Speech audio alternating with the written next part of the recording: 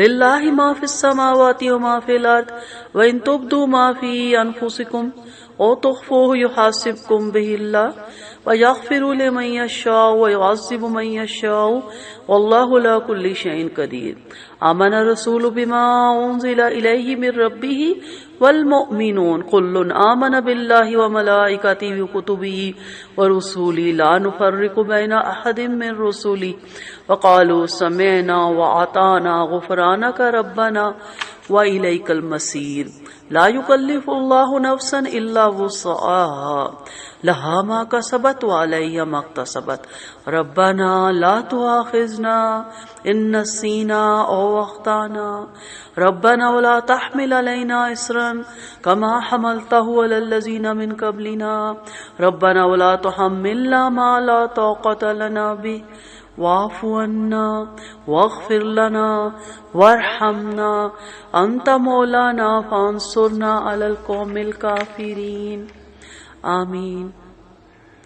جو کچھ آسمان اور زمین میں ہے سب اللہ ہی کا ہے، اور جو کچھ تمہارے دلوں میں ہے خواہ تم اسے چھپاؤ یا ظاہر کرو، اللہ تم سے اس کا حساب لے گا، پھر جسے چاہے گا بخش دے گا اور جسے چاہے گا سزا دے گا، اور وہ ہر چیز پر قدرت رکھتا ہے۔ رسولوں پر جو کچھ اس کے رب کی طرف سے نازل ہوا اس پر وہ خود بھی ایمان لائے اور سب مومن بھی ایمان لائے، یہ سب اللہ پر، اس کے فرشتوں پر، اس کی کتابوں پر اور اس کے رسولوں پر ایمان لائے، اور کہتے ہیں کہ ہم اللہ کے رسولوں میں سے کسی میں بھی تفریق نہیں کرتے، نیز وہ کہتے ہیں ہم نے اللہ کے احکام سنے اور ان کی اطاعت قبول کی، اے ہمارے رب ہم تیری مغفرت چاہتے ہیں اور تیری طرف لوٹ کر جانا ہے۔ اللہ کسی کو اس کی طاقت سے زیادہ تکلیف نہیں دیتا، اگر کوئی شخص اچھا کام کرے گا تو اسے اس کا اچھا اجر ملے گا، اور اگر کوئی برا کام کرے گا تو اس کا وبال بھی اسی پر ہے۔ ایمان والو، اللہ سے یوں دعا کرو، اے ہمارے رب اگر ہم بھول چک ہو جائیں ہم سے تو اس پہ گرفت نہ کرنا، آمین۔ اے ہمارے رب ہم پر اتنا بھاری بوجھ نہ ڈالنا جتنا تو نے ہم سے پہلے لوگوں پر ڈالا تھا، آمین۔ اے ہمارے رب جس بوجھ کو اٹھانے کی ہمیں طاقت نہیں وہ ہم سے نہ اٹھوائیے، آمین۔ ہم سے درگزر فرمائیے، آمین۔ ہمیں بخش دیجئے، آمین، اور ہم پر رحم فرمائیے، آمین۔ تو ہی ہمارا مولا ہے، لہذا کافروں کے مقابلے میں ہماری مدد فرمائیے، آمین ثم آمین۔ سورۃ بقرہ کے آخری رکوع کی بے حد فضیلت ہمیں تفاسیر کی اور احادیث کی کتابوں میں ملتی ہے۔ کچھ حدیثیں آپ کو بیان کر دیتے ہیں یہاں پہ۔ اللہ کے رسول صلی اللہ علیہ وسلم نے فرمایا اگر کوئی رات میں بقرہ کی پچھلی 2 آیتیں پڑھ لے تو وہ اسے کافی ہے، ابن ماجہ کی روایت ہے۔ آپ صلی اللہ علیہ وسلم کا فرمان ہے مجھے بقرہ کی ختم والی آیتیں عرش کے نچلے خزانے سے دی گئی جو مجھ سے پہلے کسی نبی کو نہیں دے گی۔ آپ صلی اللہ علیہ وسلم کا فرمان ہے آپ معراج والی رات کو جب سدرۃ المنتہا تک جو 7ویں آسمان پر ہے اور اسی تک زمین ہے اور آسمان کی طرف کوئی چیز چڑھتی ہے اور اسی سے لے جاتی ہے، نیز اسی تک اوپر سے کوئی چیز اترتی ہے اور لے جاتی ہے، پہنچے تو فرمایا جب سدرہ کو ڈھانک لیا، جس نے ڈھانک لیا یعنی سدرہ پر سونے جیسے پتنگے چھائے ہوئے تھے۔ یہاں اللہ کے رسول صلی اللہ علیہ وسلم کو 3 چیزیں ملی، پنجگانہ نماز، سورۃ بقرہ کی پچھلی آیتیں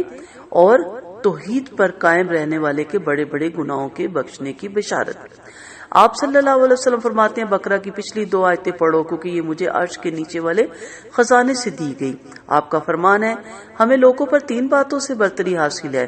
مجھے بقرہ کی پچھلی آیتیں عرش کے نچلے والے خزانے سے ملی جو مجھ سے پہلے کسی نبی کو نہیں ملی اور نہ میرے بعد کسی نبی کو ملے گی، کیونکہ آپ کے بعد کوئی نبی نہیں آنے والا۔ علی رضی اللہ عنہ فرماتے ہیں میں کسی سمجھدار مسلمان کے لیے آیت الکرسی اور بقرہ کی پچھلی آیتیں پڑھے بغیر سونا اچھا نہیں سمجھتا، کیونکہ یہ عرش کے نیچے والے خزانے میں سے ہے جو تمہارے نبی کو بطور تحفے کی دی گئی۔ اللہ نے آسمان اور زمین پیدا کرنے سے 2000 سال پہلے کتاب لکھی، اسی کی 2 آیتوں پر بقرہ ختم کر دی گئی۔ جس گھر میں یہ آیتیں 3 روز تک لگاتار پڑھی جائیں شیطان اس گھر کے قریب بھی نہیں آئے گا۔ اللہ تعالیٰ کہ رسول صلی اللہ علیہ وسلم جب بقرہ کی پچھلی آیتیں اور آیت الکرسی پڑھتے تو مسکرا کر فرماتے یہ دونوں رحمان کے عرش کے نیچے والے خزانے میں سے ہے، اور جب میں یعمل سوءا یجزا بہ سورۃ نساء آیت نمبر 123 وَأَنَّ لَيْسَ لِلْإِنسَانِ سورۃ نجم آیت نمبر 35 39 اور 41 تک پڑھتے تو انا للہ و انا الیہ راجعون پڑھ کر نڈال ہو جاتے۔ آپ صلی اللہ علیہ وسلم کا فرمان ہے، مجھے فاتحہ اور سورۃ بقرہ کی پچھلی آیتیں عرش کے نیچے سے دی گئی اور مفصل والی صورتیں اور زیادہ ہیں۔ بہت سی اس کے بارے میں حدیثیں ہیں، کچھ حدیثیں آپ کو اس لیے بتائیں، کوشش کریں کہ یہ آخری رکوع حفظ کر لیں، صحیح تلفظ کے ساتھ اس کو یاد کر لیں اور پھر اسے اپنی عشاء کی نماز میں رکھ لیں یا سوتے ہوئے اس عمل کو ضرور پڑھیں۔ آپ دیکھیں گے کہ اس سے بہت سی برکات بھی ہوں گی، شیاطین کے شر سے بھی انسان محفوظ رہتا ہے۔ چلیں ہم اس کو اب تفصیل سے دیکھتے ہیں، کوشش کرتے ہیں اپنی سمجھ کے مطابق۔ اس رکوع کی پہلی آیت ہے جو 244، للہ ما فی السماوات وما فی الارض وَإِن تُبْدُوا مَا فِي أَنفُسِكُمْ أَوْ تُخْفُوهُ يُحَاسِبْكُم بِهِ اللَّهُ وَيَغْفِرُ لِمَن يَشَاءُ وَيُعَذِّبُ مَن يَشَاءُ وَاللَّهُ عَلَىٰ كُلِّ شَيْءٍ قَدِيرٌ۔ جو کچھ آسمان اور زمین میں ہے سب کچھ اللہ ہی کا ہے، خواہ تم اپنی دلی باتیں ظاہر کرو یا چھپاؤ، اللہ ان کو تم سے حساب لے لے گا، پھر جسے چاہے گا بخش دے گا، جس سے چاہے گا عذاب میں گرفتار کر دے گا۔ اللہ ہر چیز پر بڑی قدرت رکھتا ہے۔ ان آیت سے ہمیں پتہ کیا چلتا ہے؟ یہ آیت اس لیے نازل ہوئی کہ اللہ تعالیٰ کا علام الغیوب اور قادر مطلق ہونا دل پر نقش ہو جائے، تاکہ اس سے اطاعت گزاری اور فرما برداری کی تو پوری تسلی ثواب اور جزا کے خیر ملنے کی ہو جائے، اور سرکش اور نافرمانوں کو پوری تنبیہ ہو جائے۔ گویا یہ آیت ایک حیثیت سے گزشتہ آیات شہادت کا تکمیلہ ہے، جس میں انسان کو متنبہ کیا گیا کہ شہادت کا چھپانا جرم عظیم ہے۔ اس صورت کے آخر میں، اگر آپ کو پچھلی صورت آیت ہے وہ ضرور دیکھنی چاہیے، جس میں سارا لکھنے کا تھا اور پھر شہادت کا اس میں بیان تھا۔ اس صورت کے آخر میں انسان کو تنبیہ کر دی گئی کہ فرائض کی ادائیگی یا اور حقوق سے پرہیز کر کے اس کے معاملے میں مخلوق کے سامنے تو صلہ جوئی کے ذریعے بھی راہ فرار اختیار کی جا سکتی ہے، ہیلا پیدا کیا جا سکتا ہے، مگر حق تعالی علیم اور خبیر ہے، ان سے کوئی چیز بھی چھپی ہوئی نہیں، اس لیے جو کچھ کرے یہ سمجھ کر کرے کہ رقیب اور حفیظ میرا سب ظاہر اور باطنی حالات سے پوری طرح باخبر ہے،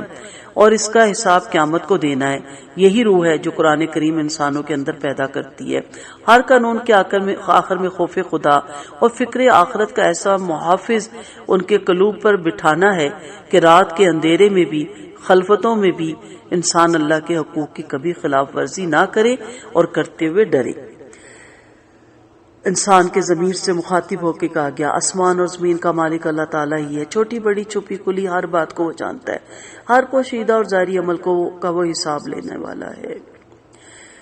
اللہ تعالیٰ سینوں کے بھیدوں میں جانتا ہے، سینوں کے بھید بھی جانتا ہے، جو کچھ اسے چھپایا جائے ظاہر کیا جائے، اللہ تعالیٰ کو اس کا بخوبی علم ہے، آسمان اور زمین کی ہر چیز کا علم رکھتا ہے اور ہر چیز پر قادر ہے، اس لیے فرمایا ہر چھپی ہوئی اعلانیہ بات کو میں خوب جانتا ہوں۔ مزید اس کے معنی کی بہت سی آیتیں ہیں، یہاں اس کے ساتھ یہ بھی فرمایا کہ وہ اس پر حساب لے گا۔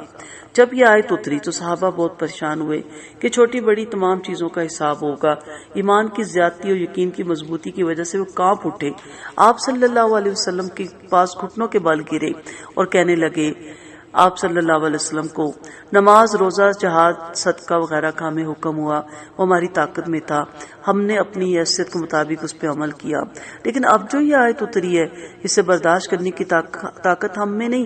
آپ نے فرمایا، کیا تم یہود و نصارہ کی طرح یہ کہنا چاہتے ہو کہ ہم نے سنا اور نہیں مانا؟ تمہیں چاہیے کہ یوں کو ہم نے سنا اور مانا، اے اللہ ہم تیری بخشش چاہتے ہیں، اے ہمارے رب ہمیں تیری طرف لوٹنا ہے۔ چنانچہ صحابہ کرام نے اسے تسلیم کیا اور زبانوں پہ یہ کلمات جاری ہو گئے، اور اس سے آگے کی جو آیت ہے آمن رسول اتری۔ مسلم میں ہے، نبی کریم صلی اللہ علیہ وسلم نے فرمایا، اللہ تعالیٰ فرماتا ہے، حدیث قدسی ہے، جب میرا بندہ برائی کا ارادہ کرے تو اسے نہ لکھو جب تک اس سے برائی سرزد ہو جائے، اگر کر گزرے تو ایک برائی لکھو، اور جب نیکی کا ارادہ کرے تو پھر ارادے سے نیکی لکھ لو، اور اگر نیکی کر بھی لے تو ایک کے بدلے 10 نیکیاں بھی لکھ لو۔ روایت میں ہے کہ ایک نیکی کے بدلے 700 تک لکھی جاتی ہیں، اور ایک روایت یہ بھی ملتی ہے کہ جب بندہ برائی کا ارادہ کرتا ہے تو فرشتے جناب باری میں عرض کرتے ہیں کہ اللہ تیرا یہ بندہ یا بندی برائی کا ارادہ کرتے ہیں، تو اللہ فرماتے ہیں رکے رہو جب تک کر نہ لے، اس کے نام اعمال میں نہ لکھو، اگر کر لے تو ایک لکھنا، اور اگر چھوڑ دے تو بھی ایک نیکی لکھنا، کیونکہ مجھ سے ڈر کر اس نے چھوڑا۔ آپ صلی اللہ علیہ وسلم فرماتے ہیں جو پختہ اور پورا مسلمان بن جائے اس کی ایک نیکی کا ثواب 10 سے لے کر 700 تک بڑھاتا ہے، اور برائی نہیں بڑھتی، اور روایت میں کہ 700 سے بھی کبھی کبھی نیکی بڑھا دی جاتی ہے۔ اسی طرح ایک اور روایت بھی ہمیں ملتی ہے کہ بڑا برباد ہونے والا وہ ہے ایک روایت میں ہے کہ بڑا برباد ہونے والا وہ ہے جو باوجود اس رحم و کرم کے بھی برباد ہوا۔ ایک مرتبہ صحابہ کرام رضی اللہ عنہ نے آ کر عرض کیا حضرت کبھی کبھی تو ہمارے دل میں ایسے ایسے وسوسے اٹھتے ہیں کہ زبان سے ان کا بیان کرنا بھی ہم پر گرا گزرتا ہے۔ آپ نے فرمایا ایسے ہونے لگا؟ انہوں نے عرض کیا کہ ہاں۔ آپ نے فرمایا یہ صحیح ایمان ہے، مسلم کی یہ روایت تھی۔ تو بہت سی حدیثیں اس آیت کے بارے میں یہاں جیسا کہ میں نے کہا تھا کہ مختصر آپ کے ساتھ شیئر کروں گی تاکہ آپ کو اس آیت کا مفہوم سمجھ آ جائے، کیونکہ اس کو آپ نے حفظ بھی کرنا ہے اور انشاءاللہ اس کو آپ نے یاد بھی کرنا ہے۔